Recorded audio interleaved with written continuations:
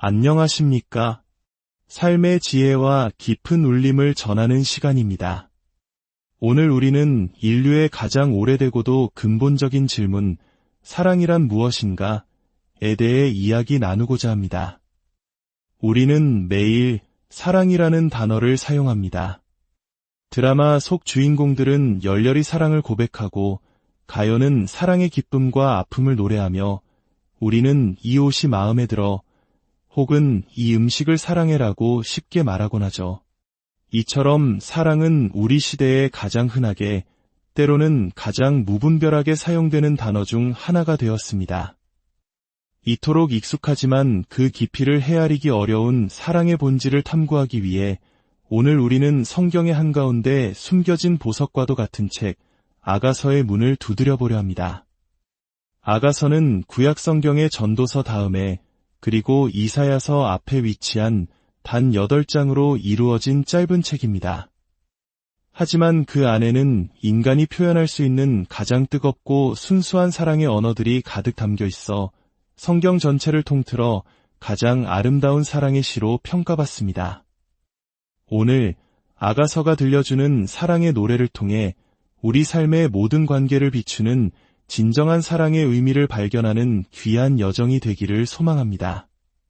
본격적인 이야기에 앞서 잠시 시간을 내어 이 채널을 구독하고 좋아요를 눌러주시면 감사하겠습니다. 여러분의 작은 손길 하나하나가 이 귀한 지혜의 말씀을 더 많은 이웃에게 전하는 아름다운 통로가 됩니다. 여러분의 삶에 하나님의 크신 축복이 함께하기를 기도합니다. 아가서는 솔로몬 왕과 술람미라는 한 여인의 사랑 이야기를 담고 있습니다. 놀라운 점은 성경의 묘사에 따르면 이 술람미 여인은 스스로 내가 비록 검을지라도 아름다우니 라고 말하는, 당시로서는 이례적으로 검은 피부를 가진 여인이었다는 것입니다.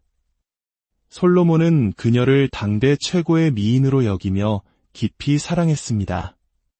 이 책은 두 연인이 서로를 향한 사랑과 그리움, 그리고 결혼 생활의 깊은 친밀함과 황홀경을 숨김없이 노래하는 대화로 가득 차 있습니다. 그 표현이 매우 솔직하고 관능적이어서 오랜 세월 동안 많은 신학자들 사이에서 어떻게 이 책을 해석해야 할지에 대한 논쟁이 있기도 했습니다. 하지만 대부분의 기독교인들은 이 책이 단순히 한 남녀의 사랑 이야기를 넘어 더 깊은 영적 진실을 담고 있는 비유라고 믿습니다. 바로 눈에 보이지 않는 위대한 사랑, 즉 예수 그리스도께서 자신의 신부인 교회를 얼마나 뜨겁게 사랑하시는지를 보여주는 아름다운 그림이라는 것입니다. 또한 유대인들은 이야기를 하나님과 그분의 선택받은 백성인 이스라엘 사이의 특별한 사랑의 관계로 해석해왔습니다. 어떤 해석이든 아가서는 우리를 향한 하나님의 열정적인 사랑, 그 사랑의 깊이와 넓이, 높이를 보여주는 거대한 사랑의 서사시임에 틀림없습니다. 아가서의 마지막 장에서 술람미 여인은 사랑의 본질에 대해 이렇게 외칩니다. 사랑은 죽음같이 강하고 질투는 지옥같이 잔인하며 불길같이 일어나니 그 기세가 여호와의 불과 같으니라. 많은 물도 이 사랑을 끄지 못하겠고 홍수라도 삼키지 못하나니 사람이 그해온 재산을 다 주고 사랑과 바꾸려 할지라도 오히려 멸시를 받으리라. 이 구절이 묘사하는 사랑은 세상의 그 어떤 것으로도 살 수 없고 그 어떤 시련과 고난으로도 파괴할 수 없는 절대적인 사랑입니다. 돈으로 살 수 없고 슬픔이나 문제, 유혹이 결코 무너뜨릴 수 없는 사랑. 이것이 바로 하나님께서 우리에게 주고자 하시는 사랑의 원형입니다. 사실 성경 전체가 바로 위대한 사랑에 대한 이야기입니다. 하나님과 인류 사이의 장대한 사랑 이야기 말입니다. 때로 우리는 광활한 우주 속에서 지구라는 작은 행성에 사는 우리 자신을 보잘것없는 존재로 여길 때가 있습니다. 하지만 하나님께서는 수천억 개의 별들 가운데 유독 이 작은 행성, 지구에 사는 우리 인간에게 온 우주가 경외할 만큼 놀라운 사랑을 쏟아부으셨습니다. 우리는 하나님께 불순종하고 그분의 법을 어기며 수많은 죄를 지으며 살아갑니다. 어쩌면 우주 어딘가에 있을 다른 존재들은 이렇게 반역하는 행성을 하나님께서 그냥 내버려 두시는지 의아해할지도 모릅니다. 하지만 놀라운 사실은 우리의 반역과 불순종과 죄에도 불구하고 하나님은 여전히 우리를 사랑하신다는 것입니다. 그 사랑의 가장 위대한 증거가 바로 십자가입니다. 만약 하나님의 사랑을 단 한 번이라도 의심해 본 적이 있다면 저 갈보리 언덕의 십자가를 바라보십시오. 하나님께서는 세상을 화목하게 하시기 위해 바로 그 아들 예수 그리스도 안에서 우리와 함께 하셨습니다. 십자가는 온 세상에 외치는 하나님의 사랑 고백입니다. 내가 너를 사랑한다. 내가 너를 사랑한다. 내가 너를 이토록 사랑한다. 라고 말입니다. 사랑은 단순한 감정이 아닙니다. 사랑은 행동입니다. 하나님께서는 우리가 아직 죄인 되었을 때에 그리스도께서 우리를 위하여 죽으심으로 우리에 대한 자기의 사랑을 확증하셨습니다. 이처럼 깊고 다차원적인 사랑을 더 잘 이해하기 위해 고대 그리스인들이 사랑을 어떻게 4가지 종류로 나누어 설명했는지 살펴보는 것은 큰 도움이 될 것입니다. 첫 번째 사랑은 스토르게입니다. 이는 주로 가족 간의 사랑, 따뜻한 애정을 의미합니다. 특히 우리 한국 문화에서 효라는 가치를 매우 중요하게 여기는 것과 깊은 관련이 있습니다. 성경은 자녀들에게 주 안에서 부모님께 순종하라고 가르칩니다. 그리고 다 성장하여 집을 떠난 후에도 평생에 걸쳐 부모님을 공경하라고 명합니다. 심지어 부모님께서 연로하셨을 때는 그분들을 돌보는 것이 자녀의 마땅한 책임임을 강조합니다. 이는 단지 의무를 넘어선 하나님께서 기뻐하시는 사랑의 표현입니다.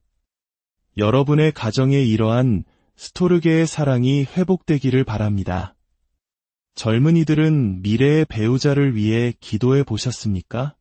하나님께 여러분의 결혼을 맡기고 그분께서 예비하신 가장 선한 사람을 만나게 해달라고 기도하는 것은 매우 지혜로운 일입니다. 하나님의 사랑은 우리의 가족 사랑의 깊이를 더해줍니다. 두 번째 사랑은 에로스입니다. 이는 육체적, 성적인 사랑을 의미하며 에로틱이라는 단어의 어원이기도 합니다. 현대 사회는 이 주제에 대해 매우 혼란스러운 메시지를 던지지만 성경의 가르침은 명확합니다. 성 그 자체는 죄가 아닙니다. 그것은 하나님께서 결혼이라는 신성한 울타리 안에서 부부에게 주신 아름답고 거룩한 선물입니다. 성경에 따르면 하나님께서 성을 주신 목적은 3가지입니다.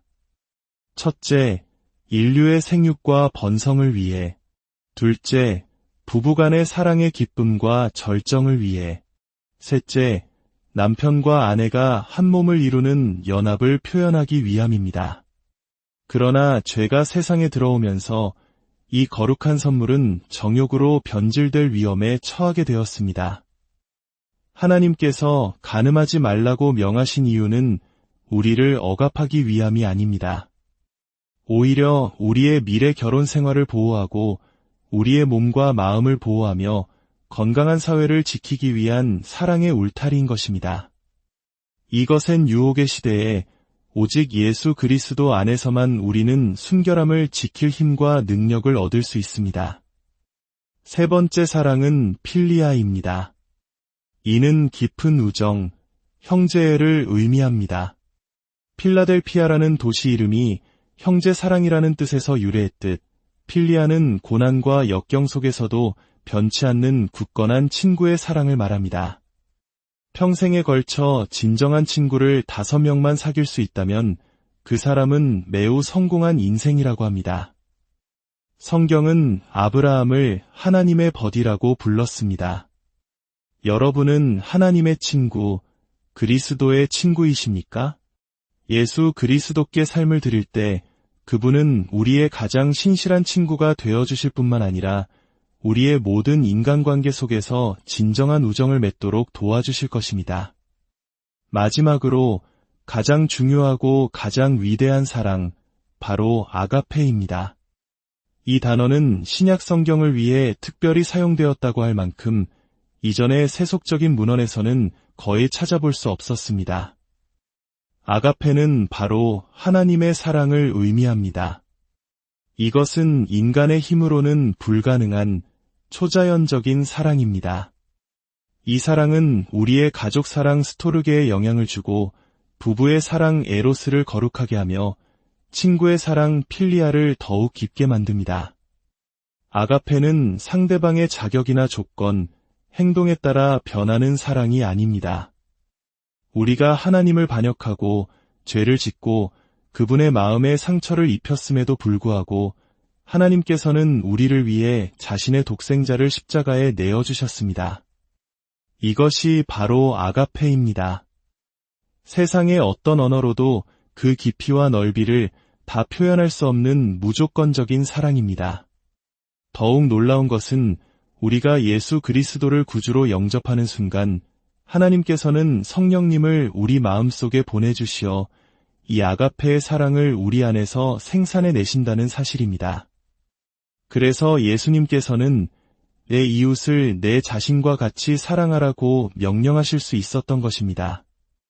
이것은 인간적인 노력으로는 불가능하지만 우리 안에 계신 성령님을 통해 가능해집니다. 우리가 흔히 말하는 한국인의 정과는 또 다른 차원의 사랑입니다.